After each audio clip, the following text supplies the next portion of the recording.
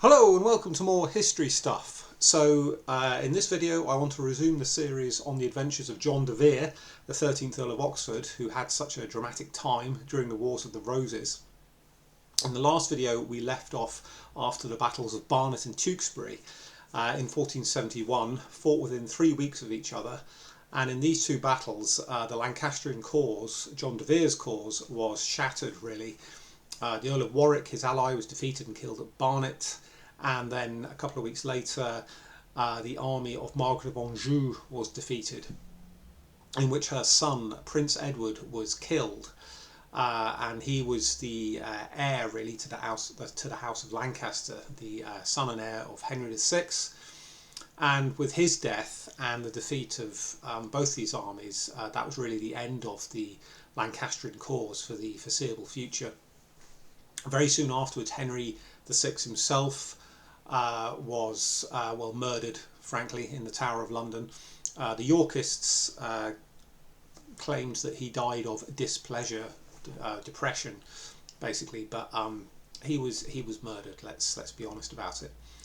And this was Edward IV, the head of the House of York, basically clearing the way, removing all of his enemies, all obstacles, and securing his power, so he would never have to fight these battles again, hopefully, and there would be no longer any kind of significant challenge from the rival House of Lancaster.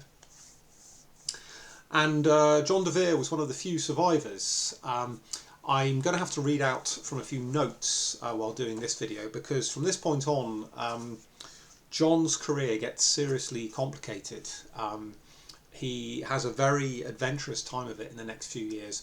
Basically what's happening is that he flees to Scotland in the first instance, and he spends the next few years desperately trying to scrape up some support from somewhere, anywhere, so he can go back to England and try and start the wars all over again and launch another attempt, yet another one, to destroy Edward IV and restore the House of Lancaster. His motives at this point are quite difficult to figure out, because this is completely desperate by now. He's one of the very few Lancastrians still standing, and on the face of it he's got no chance. And you have to wonder why he insists on prolonging this fight when it looks so hopeless. It could be that he knew that he would never be forgiven now. He had rebelled once too often, and Edward IV would never pardon him again and welcome him back into the fold. So that gave Oxford little choice really. He had to keep on fighting and hope that something somewhere would work, and he would somehow one day be able to recover his inheritance, because all of his lands in East Anglia and all of his titles, the Earl of Oxford, had been confiscated or attainted, which was the contemporary legal term, and granted away to others. So he was basically a landless exile. And as I said, I might have to read off a few notes because it's quite detailed. Immediately after the Battle of Barnet, he flees to Scotland, where he only stays for a few weeks, because the Scots, while they're always on the lookout to try and destabilise the situation in England, they're not particularly keen on helping Oxford, because they can see that his cause is lost, and there's not much to be gained from helping this runaway earl who's got very few supporters left and not much money or anything like that. And after that he flees to France, where I'm just reading off these notes. By May 1473, which is about a year later, he's still at the French court of King Louis, the Spider King. But the English, or the Yorkists rather, are trying to pressure Louis into basically removing Oxford and kicking him out the French court, because they want to make sure that Oxford cannot get any support from anywhere, and that he's basically persona non grata, that he's reduced to this sort of completely harmless wandering exile who can't offer any kind of threat to the Yorkists in England. And it's pretty soon that Oxford is reduced to the status of a pirate, really. He's still got a few followers, but they're down to about 80 men by now, including his three brothers and some sort of ultra loyalists who are not prepared to abandon Oxford no matter how badly he's doing. These are his sort of loyal following from East Anglia, knights, retainers who refuse to abandon him and will stay with him to the last. But they're really just a band of wandering pirates. And it's in this era, in these sort of very desperate years for him, that he occasionally pops up in the records. He's recorded as trying to attack Calais, which is the last English possession of any significance in France after the end of the 100 Years' War. He makes a few raids on Calais, which is held by Lord Howard. He attempts to land on the shore of the port of Calais and in the marches, the borderlands around the coastal town. Apparently does some damage, but doesn't really threaten to capture the place or anything like that. So he's eventually driven off. On the 16th of April 1473, he's noted to be at Dieppe, where he is apparently intending to go back to Scotland with 6 ships to do God knows what, presumably try and drum up support from the Scots, even though they'd made it clear previously they didn't really want anything to do with him. And that doesn't work either, because the English persuade the Scots not to give Oxford a safe conduct, meaning that he can't enter the Kingdom of Scotland. So he's left with very few choices, really. He's got a bit of French support, but King Louis is playing his cards close to his chest, as he tended to. He doesn't really want war with England. What's happening about this time is that Edward IV, the Yorkist king, is starting to make noises about invading France, which Louis obviously wants to prevent, doesn't want to happen.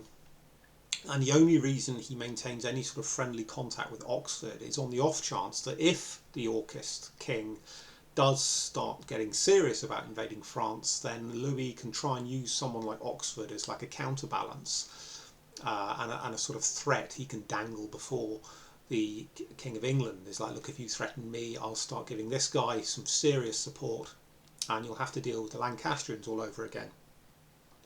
But at this point, it's just vague noises, really.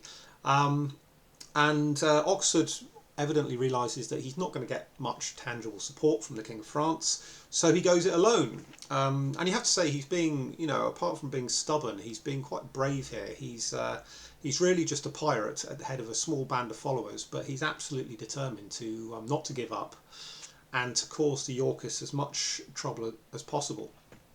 So the first thing he does, 28th of May, we're into now, 1473, he tries to land in Essex, which makes sense because the Essex had been held by his mother, Elizabeth Howard, and so it was a heartland of support for him, and he could reasonably hope to get some support if he managed to land there. Unfortunately for Oxford, the Yorkists are keeping a lookout on the coasts, and they know full well what Oxford's trying to do, and the Yorkist Earl of Essex, he rides out to stop Oxford from landing, and Oxford is forced to flee, basically, hoist his sails and get out of there before the Yorkists catch him. He manages to get away, and then he's next seen around the Isle of Thanet, Kent, off the coast of Kent. And he's raiding and doing his pirate thing. The reports are pretty vague of what he's up to. One from Sir John Paston, one of the Paston letters, reports that the Earl of Oxford is about the Isle of Thanet, hovering, some say with great company, and some say with few. Well, that's not very helpful, is it? He's either got a lot of men with him or not very many. But clearly, however many he's got, they're not doing very much. So, Oxford's got to do something decisive here if he's going to make any impression at all. And to be fair to him, that's exactly what he does. After a few more months of piracy, in which he plunders Yorkish ships in the Channel, including a galley belonging to one Hugh Rainson, who was evidently a merchant sailing from Holland, Oxford actually descends upon Cornwall. We're now into September 1473.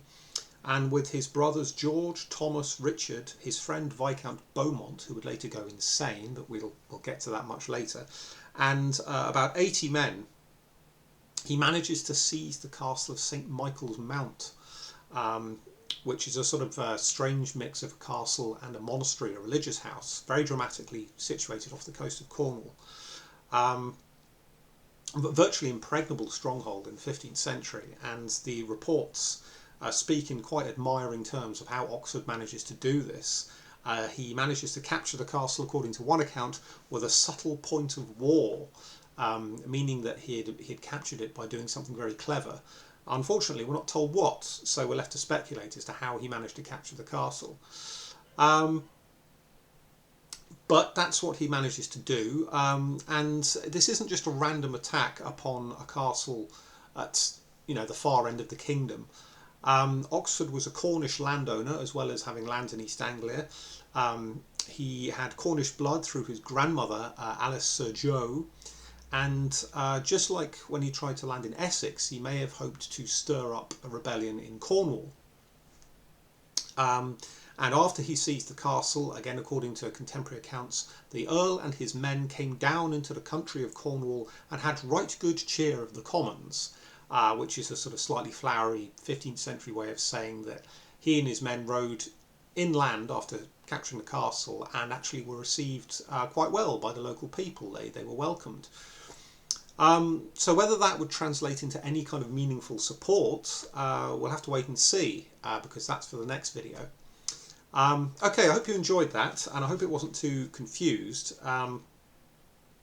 As I said, Oxford's career after the battles of Barnet and Tewkesbury gets very sort of difficult to trace, because he's not leading great armies anymore or figuring very highly in the court politics of England. He's reduced to this sort of pirate. And it's quite sort of romantic in its way, really, I suppose. He's now this sort of adventurer, almost single-handedly holding up the banner of the shattered House of Lancaster. I mean, there are a few other Lancastrians scattered about, people like Jasper Tudor, with his nephew Henry Tudor in Brittany in exile. But Oxford is pretty much the only one at this point who's actually trying to do something. He's still fighting.